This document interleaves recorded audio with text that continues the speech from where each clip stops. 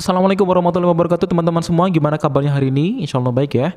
Kali ini ketemu lagi di Kita Bisa Ya.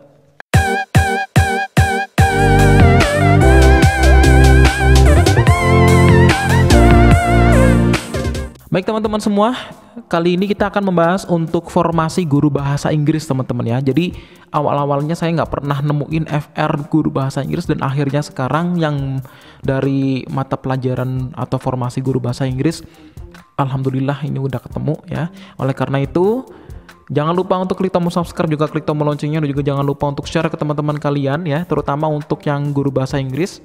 Karena persaingan dengan saya membuat video ini, pastinya kalian akan mendapatkan saingan lebih banyak, oke? Oleh karena itu kalian harus mempersiapkan lebih dini, lebih baik ya, supaya nanti bisa maksimal. Oke, kita langsung aja. Jadi teman-teman ketika sudah masuk ke YouTube, jadi klik tanda titik 3 yang di sampingnya silang ini ya, kemudian pilih kualitas video. Nah, setelah masuk ke kualitas video, nanti akan muncul 144, 240, 360, 480, dan 720. Nah, silakan teman-teman pilih yang 360, 480, atau 720 supaya bisa kelihatan jelas ya. Oke teman-teman ya, kita langsung masuk ke isinya. Jadi di sini pokoknya jadikan aja sebagai referensi lah pokoknya ya. Mudah-mudahan ini bermanfaat, intinya itu. Jadi yang pertama adalah prinsip penilaian, kurang lebih ada 5 soal ya. Ini ada penilaian kriteria dari ilustrasi RPP, itu ada 5 soal. Ya, di sini tuh ada 5 soal. Kemudian komponen promes itu apa aja, ya kan? Kemudian kalau kurang dari KKM itu gimana, ya kan? 15% dikasih remedi apa? Ini udah detail banget. Jadi sebelumnya untuk pedagogik itu rata-rata untuk soal yang pedagogik berkaitan dengan masalah remedial, komponen silabus, komponen RPP, kemudian promes ya, prota, itu semua ya. Kemudian ini nanti nih ya, ini yang paling penting nih teman-teman ya. Kalau saya kemarin membagikan FR dari soal bahasa Indonesia teman-teman ya, ini ada soal remedial sekitar 10 soal teman-teman ya. Jadi sekitar 10 soal itu adalah berkaitan dengan soal remedial semua. Jadi misal di sini itu ada kasus 15% dikasih remedial apa untuk individu, kelompok, klasikal, kemudian tutor sebaya atau tugas khusus. Nah, jadi nanti di sini teman-teman ini berkaitan juga dengan prinsip penilaian ya. Jadi prinsip penilaian itu ada berkaitan dengan portofolio ya, ada portofolio, kemudian ada juga penugasan bentuknya proyek dan lain-lain pokoknya. Jadi teman-teman sebenarnya banyak yang dipersiapkan, cuma ya yang di sini itu lebih lebih memberikan suatu ketenangan buat teman-teman semua, karena di sini tuh udah ada patokannya gitu. Nah, di sini jadi kalian harus mempersiapkan lebih bagus nih teman-teman ya, karena ini udah sayang loh, udah ada orang yang udah pernah tes di SKB ini tanggal 1 sampai tanggal 4 September, tapi kalian dengan adanya video ini malah nggak mempersiapkan dengan baik. Itu kan sayang banget ya. Kemudian nih 15% dikasih remedial apa ya. Kemudian ada individu, kelompok, dan klasikal, tutor sebaya atau tugas khusus. Nah, ini ya. Jadi ini ada pokoknya ada 10 soal teman-teman ya, ada sekitar 10 soal yang berkaitan dengan masalah remedial. Kemudian untuk kompetensi profesionalnya, readingnya banyak ya, readingnya banyak nih bahasa Inggris ya, profesional, readingnya tuh banyak. Kemudian topik, tujuan, teks, kesimpulan teks, tapi kalau bahasa Inggris mah kalau yang bisa pinter TOEFL insya Allah bisa ya, insya Allah ya, insya Allah. Kemudian advertisement ada 2, kemudian fill the blank of simple dialogue ya kan. Ini mengisi kalimat rumpang ya kan dalam suatu dialog. Kemudian grammar, nah grammar gampang ya. Grammar itu ada berapa itu ya? Gampang, 16 bisa dijabarin sendiri teman-teman ya. 16 ditambah aktif ya. Aktif pasif berarti 32. Udah gitu aja doang ya. Kalimat negatif integratif lah kalian gampang. Ya, pokoknya di sini kalian harus yang namanya jurusan bahasa Inggris mah harus paham grammar, ya kan.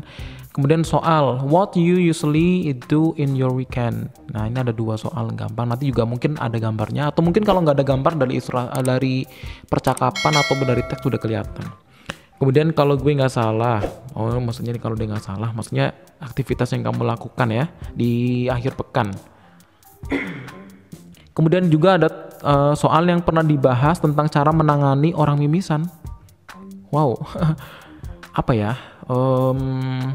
Mungkin ini kasus di kelas ya. Kasus di kelas ketika ada anak yang sakit mungkin ya, sakitnya itu dalam mimisan. Mungkin ada juga kalau soal itu tentang anak yang memiliki kebutuhan khusus nih, ya kan, memiliki kebutuhan khusus. Ini juga soalnya hampir sama seperti itu, tapi di sini tuh soalnya tentang cara menangani orang yang mimisan. Itu ya silakan kalian cari sendiri ya. Saya juga nggak terlalu paham nih maksudnya gimana. Tapi yang jelas di sini adalah tentang cara guru untuk mengatasi hal tersebut ya. Itu adalah kendala di kelas sebenarnya. Oke, langsung lanjut. FR SKB di tempatku soal pedagogik ya. Nah ini nih penting nih. Prinsip penilaian ya. Studi kasus tentang penilaian otentik teman-teman. Sorry agak serak sedikit ya. Jadi studi kasus tentang penilaian otentik, kalian tinggal pelajari tentang penilaian otentik itu apa aja. Harus nih ya, karena udah paten nih, udah patokan, bukan paten ya, patokan. Kita nggak tahu di setiap provinsi berbeda atau sama, aku nggak tahu. Kemudian langkah-langkah mengajar dan juga langkah-langkah mengajar atau persepsi, kemudian elaborasi, kemudian inquiry learning ya. Ini metode inquiry. Kalian ini beda ya. Kalau ini ada langkah-langkah mengajar seperti persepsi, elaborasi. Nah, nanti pokoknya bagian-bagian RPP itu harus kalian pelajari nih ya. Kemudian ada inquiry learning. Nah, kalian cari pengertiannya apa, sistemnya seperti apa, metodenya gimana, dan segala macam nanti hasilnya gimana. Kalian harus cari ini. Kemudian penilaian, nah ini penilaian portofolio, kinerja, praktek, dan proyek itu keluar semua teman-teman. Jadi soal-soal di sini itu berkaitan dengan soal HOTS ya teman-teman ya. Bukan misalnya gini, penilaian portofolio adalah tuh nggak kayak gitu. Tapi di situ disediakan kasus, kemudian nanti kalian harus mencari nih pakai apa ya penilaian yang cocok. Nah gitu. Itu yang sulit sebenarnya teman-teman. Jadi kalian sebenarnya kuncinya adalah gimana? Kalian harus cari pengertiannya dan kata kuncinya itu apa, ya. Jadi misal portofolio itu menekankan pada apa?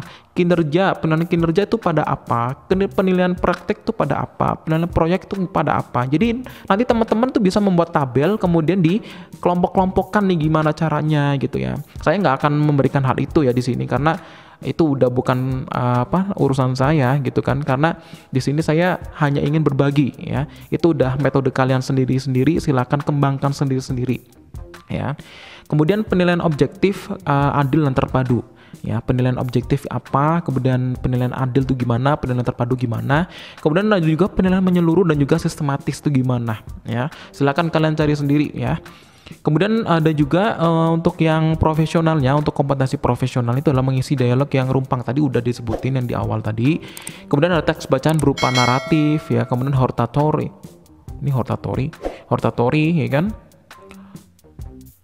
Hortatory atau short story nih? Nggak tahu juga nih ya. Yang dari jurusan bahasa Inggris gimana nih, hortatory bener atau memang short story ya? Aku nggak tahu ya, ini saya nggak tahu nih, silakan kalian cari ya. Kalau memang ada yang namanya hortatory berarti ini udah bener, tapi kalau ini salah berarti namanya short story ya, harus yang bener. Kemudian deskriptif, kemudian biografi, kemudian news item ya, kemudian announcement atau pengumuman, kemudian letter, greeting card, kemudian prosedur text ya. Kemudian grammarnya adalah conditional sentence ya, kayak if gitu ya, ada would have, kalian harus cari tahu tuh ya, would have, kemudian should have gitu ya. Kemudian present continuous tense, gampang lah sebenarnya kalau grammar. Lebih sulit tuh sebenarnya ke teks bacaan kalau saya sih, ke deskriptif gitu ya, biografi. Ini mungkin kalau dalam soal TOEFL tuh lebih sulit daripada grammar sebenarnya. Tapi yang nggak tahu juga nanti di SKB-nya, kayak saya nggak tahu nih soalnya kayak apa ya kan. Ya pokoknya mudah-mudahan lah bisa ya. Kemudian ini sama kayak tadi ini teman-teman ya. Oh ini sama teman-teman, sorry. Nah ini ya. Nah nih FR SKB untuk guru bahasa Inggris tanggal 3 September nih ya teman-teman ya. Seperti FR dari teman sebelumnya, materi tentang prota dan prosem banyak yang keluar. Nah ini pasti ya, karena ini guru ya kan. Kemudian langkah penyusunan prota dan prosem gimana gitu ya. Nah kalian kalau pengen tahu nih sebelumnya FR-nya saya udah nyebutin tapi nggak lengkap sebenarnya. Tapi pokoknya kalian cari aja ini ya, prota dan prosem, baik itu komponen-komponennya, kemudian langkah-langkah penyusunannya, apa yang harus dibuat dalam prota dan prosem. Ada yang namanya buku 1, buku 2, buku 3. Itu kalian harus pahami ya. Jadi kalian harus cari buku 1 itu isinya apa, buku 2 isinya apa, dan buku 3 itu isinya apa ya. Kemudian komponen prota prosem itu apa? Penentuan alokasi dan di prota diambil dari mana? Ingat ya teman-teman ya. Yang dari yang saya baca ini semua dari PGSD, IPA, kemudian bahasa Indonesia ini semuanya sama, keluarnya sama. Berarti intinya setelah saya simpulkan apa? Yang saya simpulkan adalah pedagogik dari keseluruhan guru ya yang berkaitan dengan guru itu akan sama keluarnya. Itu kuncinya itu. Cuma untuk soalnya pasti berbeda ya. Tapi untuk komponen-komponen soalnya hampir sama teman-teman ya. Jadi kalian misal tanya guru PGSD untuk pedagogik ya, bukan kompetensi profesional ya, itu pasti akan sama. Karena yang saya baca dari FR yang sudah saya buat itu, yang saya download itu semuanya hampir sama, menyebutkan hal-hal yang sama ya, seperti ini penentuan alokasi waktu di prota dan diambil dari mana itu udah sama banget. Kemudian komponen silabus itu sama juga, perbedaan dan penilaian sumatif dan formatif juga sama ya. Jadi teman-teman harus bener-bener nih memperhatikan hal-hal yang ada di sini. Kemudian pengayaan dan remedial, salah satu soal tentang remedial yang saya ingat pada waktu ada suatu kelas itu 15% yang nilainya di bawah KKM teman-teman. Kemudian maka jenis remedial yang paling tepat diberikan oleh guru itu apa? Nah, walaupun ini soal pilihan ganda, tapi kalau kalian nggak tahu ya sama aja bohong, ya kan? Berarti kita bener-bener harus teliti teman-teman ya. Kemudian ada beberapa soal kasus dan bagaimana cara menanganinya. Nah ini, ya kayak tadi mungkin anak mimisan tadi ya. Kemudian rata-rata soalnya butuh penalaran. Nah ini soal HOTS namanya. Pilihan jawabannya mirip-mirip, gak ada yang keluar tentang masalah teori, undang-undang, peraturan menteri, PP, udah nggak ada keluar. Jadi teman-teman fokus ke ke metode ke isinya ke pembelajaran ya. Itu teman-teman. Mungkin itu dulu teman-teman ya.